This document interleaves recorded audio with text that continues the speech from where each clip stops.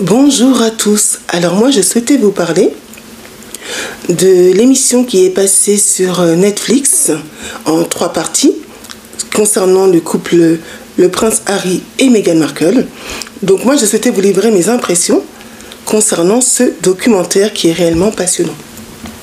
Premièrement, ce qui est réellement intéressant, c'est de connaître la véritable histoire, le début de l'histoire, de l'incroyable histoire d'amour entre le prince Harry et l'actrice Meghan Markle, racontée par eux-mêmes. Donc le documentaire le précise très bien. Lorsque Harry rencontre Meghan, donc Harry est célibataire, Meghan l'est également. Ils se sont rencontrés sur le réseau social Instagram. C'est noué cette histoire qui nous passionne tant. Donc le prince Harry a vu une photo de Meghan et tout de suite elle lui a plu, elle lui a tapé dans l'œil comme on dirait et il a souhaité simplement la rencontrer. Donc suite à cela, effectivement, s'est nouée une passion intense pendant plusieurs mois. Et ensuite, on connaît le fil de l'histoire. Ils se sont fiancés, puis finalement mariés. Mais ce qui a commencé comme une très belle histoire d'amour, comme la rencontre de 2 amoureux, s'est soldé finalement par une mini-tragédie, puisque le prince Harry, qui est le fils de l'actuel roi d'Angleterre, a dû s'enfuir, s'exiler aux États-Unis avec sa belle, fuyant le racisme ambiant des tabloïds et d'une partie de l'élite britannique, composée bien sûr de la monarchie, puisque souvenez-vous qu'il avait bien mentionné le prince Harry dans l'interview avec Oprah Winfrey qu'une personne de sa famille, je pense, avait déclaré de quelle couleur sera son enfant avec Meghan Markle. Donc, vu l'intensité des attaques racistes que sa femme subissait, il a préféré partir et partir aux États-Unis pour, en fait, la préserver, pour ne pas qu'arrive, c'est ce qu'il dit de lui-même, pour ne pas qu'arrive une nouvelle tragédie, comme avec sa maman, Lady Diana. Donc voilà le début de l'histoire. Et ce qui est très intéressant, c'est que le prince Harry le dit lui-même que cette histoire s'inscrit dans l'histoire politique de la Grande-Bretagne. Premièrement, vous savez qu'il y a une montée de l'extrême droite en Europe et ce n'est pas un hasard si elle a subi des attaques racistes, puisque la montée de l'extrême droite coïncide avec la haine de tout ce qui est étranger. Ensuite, le prince Harry le dit très bien lui-même que cette histoire s'inscrit finalement dans l'histoire avec un grand H de son pays, la Grande-Bretagne, puisque plusieurs sujets sont concernés par leur histoire. Donc, des sujets comme l'esclavage, la colonisation, enfin, tous ces sujets qui nous passionnent aujourd'hui, qui nous concernent aujourd'hui, qui sont encore vivants aujourd'hui, ce sont des sujets brûlants et modernes. Ces sujets sont d'actualité et leur histoire s'inscrit bien dans cette histoire.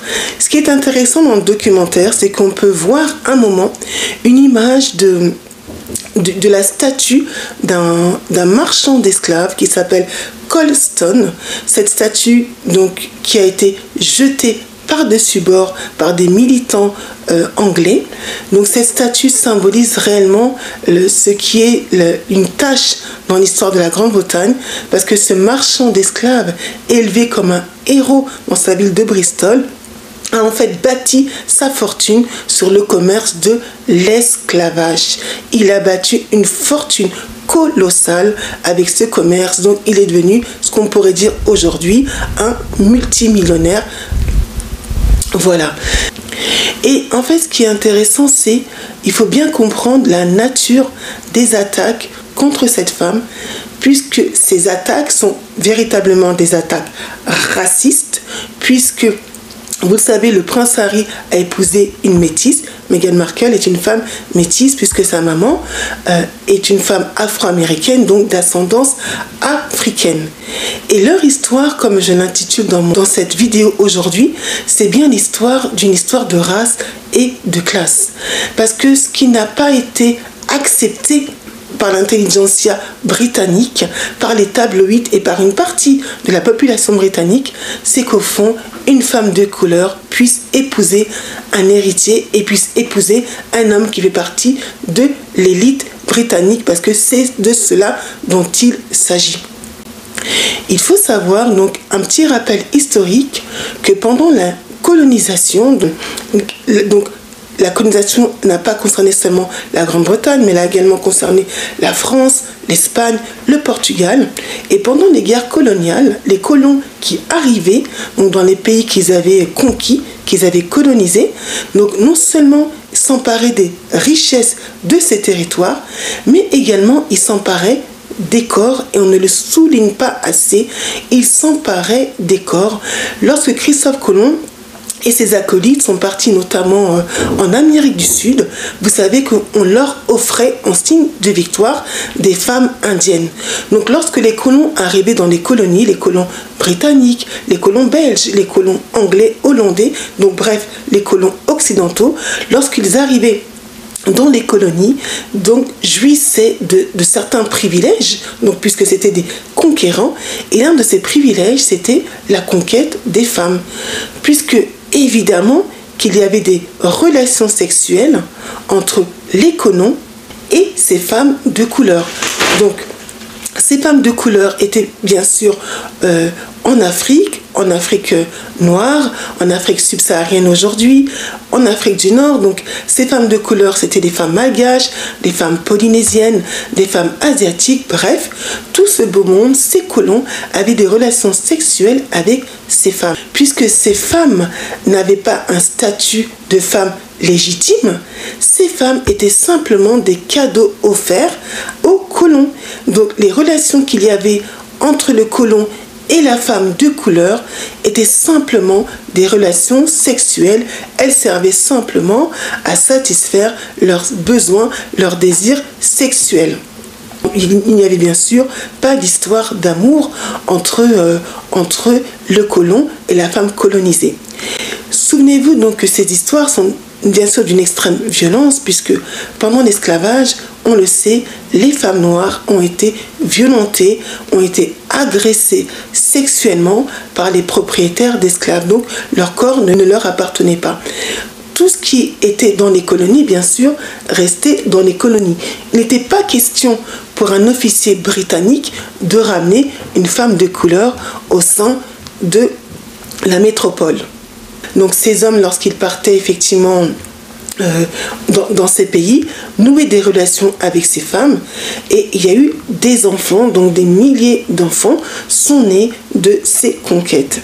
Et il faut savoir que ces enfants, qui étaient donc des métis, n'étaient pas reconnus socialement. Ces enfants, à 99%, n'avaient pas du tout le nom du père. Au sein de l'Empire français et belge, donc ces enfants métis étaient arrachés à leur mère et étaient placés dans des orphelinats tenus par des institutions catholiques, donc par des bonnes sœurs. D'où le scandale. Et actuellement, depuis quelques années, il y a réellement ces enfants donc, qui sont nés de ces femmes, et ces enfants qui sont maintenant notamment en Belgique, ont porté plainte contre le gouvernement belge parce qu'ils ont subi réellement une violence. Ils ont porté plainte pour que leur préjudice soit reconnu et qu'ils soient bien sûr indemnisés, même si effectivement je ne vois pas quelle somme d'argent peut remplacer l'amour d'une mère et l'amour d'un père. Il existait réellement une hiérarchie au sein des colonies. Donc les femmes colonisées, les femmes de couleur, étaient bien sûr tout en bas de l'échelle. Elles n'avaient aucun statut, de même que leurs enfants. Les enfants étaient considérés bien sûr comme les femmes de couleur. Donc le prince Harry a enfreint une règle. En épousant une femme métisse, il a enfreint une règle, une loi qui n'est pas écrite, et c'est la raison pour laquelle lui également a subi des attaques, puisque dans le reportage, il le signale lui-même, sa tête a été mise à mort, il a même été traité de traître. Oui, qu'a-t-il enfreint comme règle? Enfin, il a enfreint cette règle sociale qu'un aristocrate n'épouse pas une femme de couleur. C'est cela la règle. Un membre de l'élite sociale, celui qui est en haut dans la hiérarchie, n'épouse pas une femme de couleur. Il peut entretenir une relation passagère, il peut même avoir des enfants avec elle, mais de là à lui donner un statut, que nenni. Voilà au fond ce qui est reproché au prince Harry.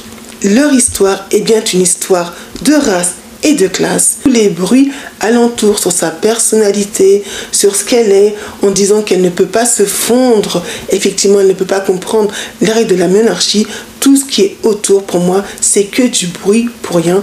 Le fond, le sujet principal, c'est bien un sujet racial, un sujet de race et de classe. Et pour terminer, je dirais que le prince Harry a pu et peut vivre son amour parce que, comme il le dit lui-même, il a bénéficié de l'héritage de sa mère, la princesse Diana, qui est d'environ 10 millions de livres. Et avec cet héritage, il a pu s'enfuir avec sa belle. Donc je pense que sans cet héritage, peut-être qu'il n'aurait pas eu l'audace et le courage de partir. Parce que, effectivement, vous le voyez que le prince Harry, en enfreignant cette règle, a perdu tous ses titres, il a perdu tous ses honneurs. Donc c'est bien le signe qu'effectivement, qu'épouser la femme de couleur, la métisse, est bien un déclassement dans l'échelle sociale. Voilà ce que je peux vous dire sur ce reportage et je vous dis à bientôt dans les conseils de Marcy. Si vous avez aimé cette vidéo, n'hésitez pas à la liker, à la commenter et surtout abonnez-vous.